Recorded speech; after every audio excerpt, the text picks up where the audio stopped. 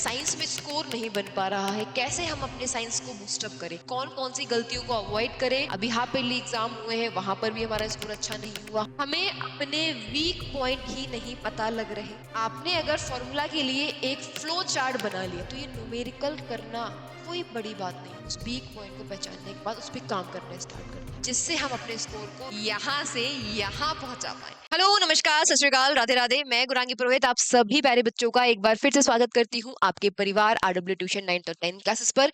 आज की जो वीडियो रहने वाली है वो आपके बोर्ड एग्जाम के लिए बहुत ही ज्यादा जरूरी है। कि मैंने अक्सर बच्चों को देखा है साइंस से डरते हुए, मैम साइंस में स्कोर नहीं बन पा रहा है, कैसे हम अपने साइंस को बूस्टअप करें।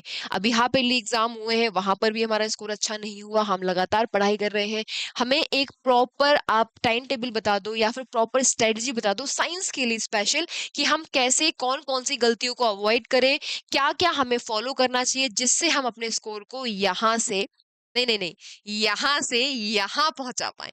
ठीक है, तो आज की इस क्लास को आपको स्टार्टिंग से लास्ट तक देखना है। आज हम फिजिक्स, केमिस्ट्री, बायो तीनों को लेकर डिस्कस करेंगे कि आप फिजिक्स में कहाँ गलती कर रहे हो, केमिस्ट्री में कहाँ गलती कर रहे हो और बायो में कहाँ गलती कर रहे हो, और इन तीनों में आप कहाँ पर एक प्रॉपर टाइम टेबल, एक प्रॉपर स्ट्रेटजी क्या बनाई जा सकती है। तो हम बात करेंगे एक एक सब्जेक्ट्स को लेकर। सबसे पहले बात करने वाले बच्चा हम किसको लेकर, सबसे पहले बात करेंगे हम आपके फिजिक्स को लेकर। बच्चों को अक्सर जहां पर डर लगता है, जिस सब्जेक्ट में बच्चों को ये लगता है दीदी फिजिक्स के न्यूमेरिकल कैसे बनेंगे, फिजिक्स की थ्योरी कैसे बनेगी, तो अब हम देखने वाले हैं यहाँ पर सबसे पहला जो है वो है आपका फिजिक्स। ठीक है भाई, तो कॉपी पेन उठा लो जिससे आप लोगों को आराम से आसानी से चीजें समझ में आती जाएं। हम बात करने वाले बेटा जी आपके फिजिक्स के बारे में। फिजिक्स में जो मेरे तक अभी तक बच्चों की क्वेरी आई है, बच्चों का डर आया है, वो आया है दीदी फिजिक्स में जो न्यूमेरिकल होते हैं, फिजिक्स के बेटा जी जो न्यूमेरिकल होते हैं दीदी वो नहीं बन रहे हैं, फिजिक्स के न्यूमेरिकल नहीं बन रहे हैं। हमें अपने वीक पॉइंट ही नहीं पता लग रहे। हम अपने वीक पॉइंट को कैसे आइडेंटिफाई करें, ये सबसे बड़ी प्रॉब्लम जो बच्चों की इस टाइम पे, क्योंकि वो इस टाइम पे पैनिक हो रहे हैं, डर रहे हैं। तो आपको क्या करना है, अगर हम सबसे पहले बात करें बच्चा आपके न्यूमेरिकल की, न्यूमेरिकल बच्चा किस पे आधारित होते हैं, ये होते हैं बेटा जी फॉर्मूला पे। अगर आपने फॉर्मूला का शॉर्ट नोट बना लिया, आपने अगर फॉर्मूला के लिए एक फ्लो चार्ट बना लिया, तो ये न्यूमेरिकल करना कोई बड़ी बात नहीं हो। क्योंकि आपको फॉर्मूला याद नहीं आता तो न्यूमेरिकल कैसे लगाओगे। कॉन्सेप्ट के साथ फॉर्मूला, ये दोनों अगर आप एक साथ देख के चल रहे हो तो ये बहुत आसान हो जाएगा। वीक पॉइंट कैसे पहचाने, जिस टाइम पर बच्चा आप रिवीजन करते हो, जिस टाइम पर आप रिवीजन करते हो उस टाइम पर जो चीजें याद करने में दिक्कत आ रही है वही तो आपका वीक पॉइंट है। उस वीक पॉइंट को लिखना स्टार्ट करो और अपनी टेबल के सामने चिपका लो। फिजिक्स में सबसे बड़ा डर न्यूमेरिकल है, थ्योरी सबको याद हो जाती है, बस क्वेश्चन नहीं बनते हैं।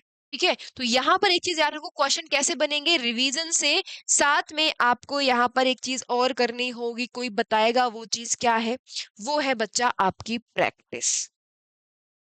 आप कितना प्रैक्टिस करते हो, कितना चीजों को लेकर, भाई आपने एक बार याद कर लिया, आपने पढ़ लिया और आपने उसको प्रैक्टिस नहीं किया तो भूल जाओगे अगले दिन, यही तो करते हो आप।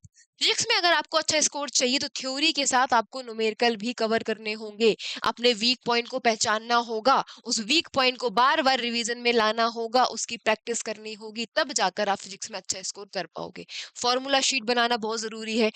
जिस टाइम पर आप रिवीजन कर रहे हो ना उस टाइम पर क्या करना है, उस टाइम पर पूरे सब्जेक्ट के शॉर्ट नोट भी बना लेने हैं, और वो शॉर्ट नोट क्या करेंगे, आपको एग्जाम टाइम पर रिवीजन करने में बड़ी हेल्प करते हैं। तो फिजिक्स में अक्सर बच्चों का जो डर है वो है आपका न्यूमेरिकल से। थ्योरी याद हो जाती है, सारी चीजें हम कर लेते हैं, बेसिक नॉलेज आपको हो चुकी है।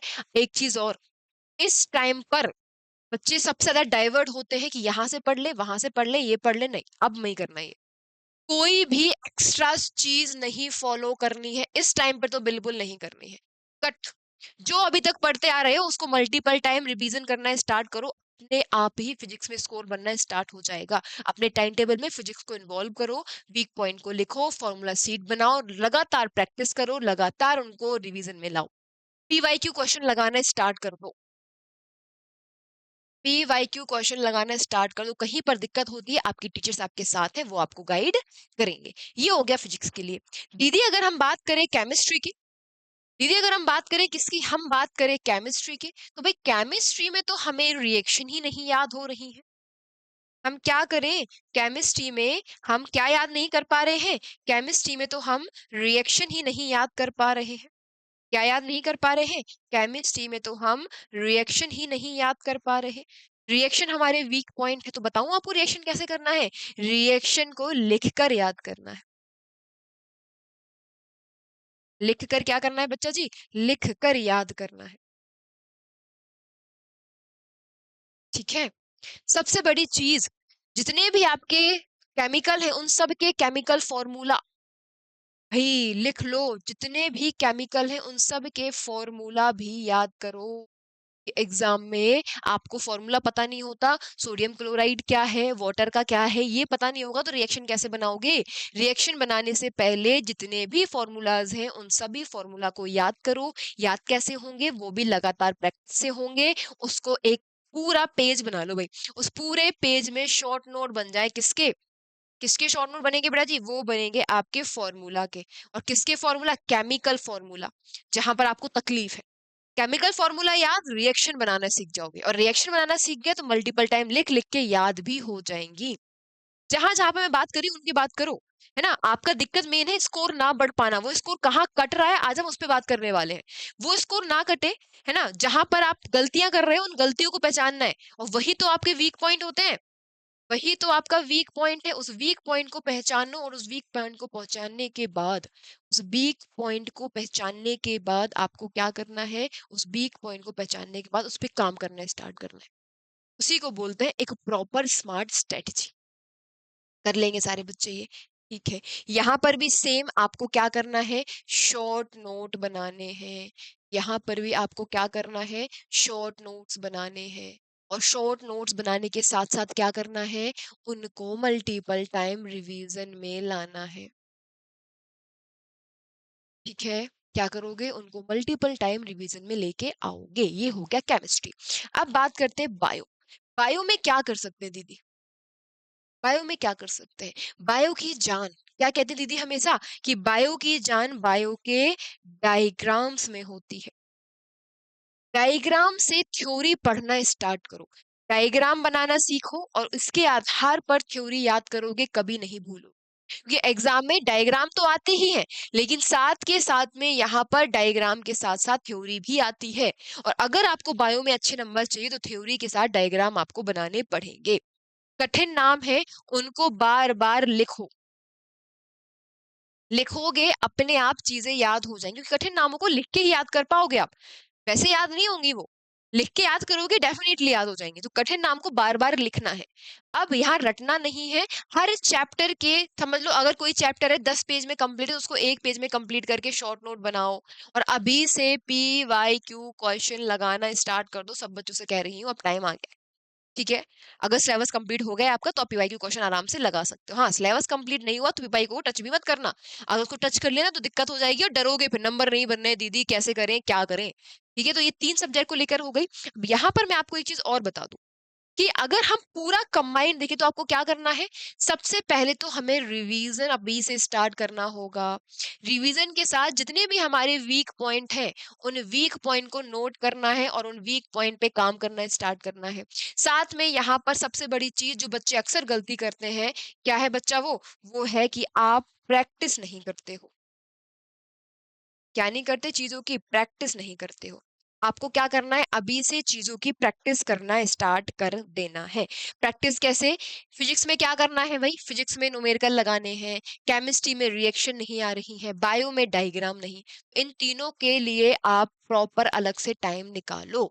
ठीक है, इसके अलावा क्या है, क्लास में सर टीचर जो भी बताते हैं उनको फॉलो करो। सबसे बड़ी गलती तो ये करते हो, 10 जगह पे जाते हो, 10 चीजें देखते हो और कंफ्यूजन क्रिएट करते हो। नहीं, एक जगह रहो, जहां समझ में आ रहा है वहां रहो, और उनको देखो और उन्हीं को सुनो, की चीजों को फॉलो करो। ठीक है, बकाया हम आपको हमेशा सही चीजें बताते हैं जो आपके एग्जाम के लिए बहुत ज्यादा इंपॉर्टेंट रहती है, तो उनको आपको क्या करना है, फॉलो करना है। साथ में यहाँ पर फ्लो चार्ट बनाओ आप।